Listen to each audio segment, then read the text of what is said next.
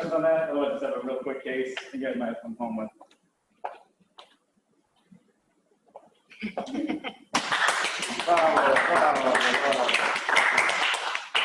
All right, so this is just something kind of fun. I thought you guys might like a couple slides. When we were talking about this lecture, someone brought up, oh, hey, yeah, we have one of those a couple weeks ago. Oh, okay, that's interesting. What happened with that? We got Cart's console. They said, no, it's not real. Admit to the floor. So we transferred it to my mom. Okay, that's interesting. Let's go back and let's look at the images. It's a great teaching case. Let's look at the images. What? Come on, people. You got to save your images. How else are we going to learn about it? How else can we push back at cardiology and say, hey, you guys have to retrain your fellows. What's happening here? This would be a terrible lecture if we didn't have images. So, of course, we have images. Just so you know, the actual presenting case, vital signs. All right, well, tachycardic. That was it. The gentleman just had a history of malignancy. I can't recall if he started any sort of radiation treatment for that or not. And he was here for kind of arm like weakness or some sort of discomfort. So fortunately, they did. It's way too bright. But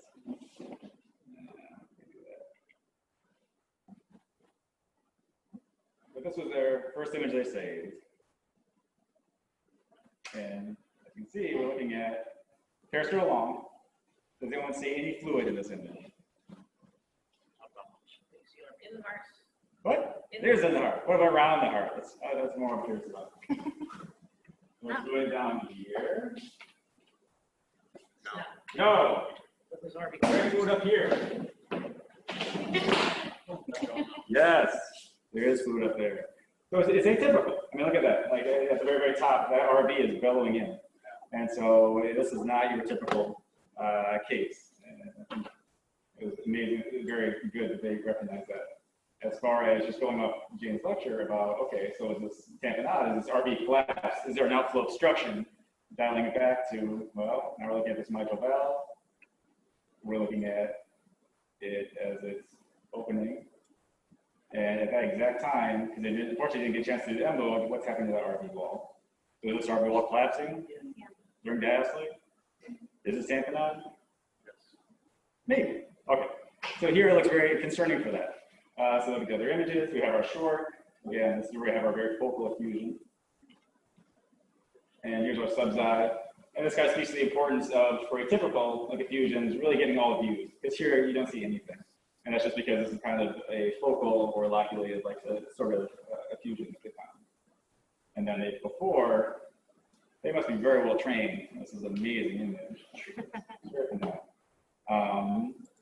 Here we just see that again, the focality of this. So a very atypical image. But the last one, image that they got was of the IVC. As far as IVC, am I looking at 1 or am I looking at 2? Which one's the IVC? So here is actually what they're looking at, and is it plethoric or is there variability? There is. There's variability. And this is really what cardiology kind of like hung their entire consult on when they said, well, there's no variability, so you know, the vital signs are normal, it's not tamponade. They didn't even admit to the CCU. They said this patient's stable for just like the floor at that time. So going back to this image though, you know, this is the one that really proved to them they shouldn't listen to consultants and they had to advocate for the patient. So based off this, they did not listen to consultation and they talked to CV surgery over at a different hospital and sent the patient over there. After they arrived, they got the echo at that hospital, which again agreed there was a large, very focal effusion with evidence of RV diastolic collapse. And using that more advanced assessment, they did see that greater than 25% variation in mitral inflow velocity. And so based off that, they said this is definitive, like tamponade. Took a patient to the OR and gave them a window that evening. So just definitely think it's a very interesting case. It kind of shows you how you really have to be very confident in what you're seeing so that you can even push back against your consultants, who sometimes can mislead you. Anyway, good job, everyone.